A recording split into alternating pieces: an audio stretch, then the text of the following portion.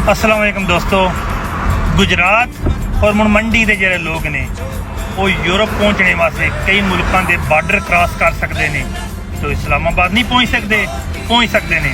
इस वक्त मंडी के गुजरात दे विच काफ लीग और पट्टी बरादरान का राज है, तो इसलिए इन्होंने चाहिए वे कि जे काफ लीग ते पट्टी बरादरान कि एक वाज़े स्टांस लैंदियां होया अपने नाज़मीन की सरकर्दगी दे विच कारकुनां नूं इस्लामाबाद पहुँचाण।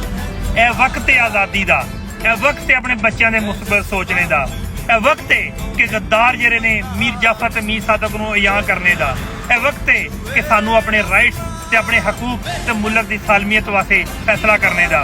नहीं तो टीपू सुल्तान की हार तो बाद जिस तरह असीं 150 साल वेट किया है, फिर सानू किसी लीडर का इंतजार करना पैना है। इस वक्त दोबारा रिक्वेस्ट है कि चौधरी बरादरान, काफ लीग और जिहड़े पट्टी बरादरान जिहड़े मंडी च ने वो अपने जिहड़े कारकुनां नूं आखण कि अपने नाज़मीन की सरकर्दगी इस्लामाबाद पहुंचो।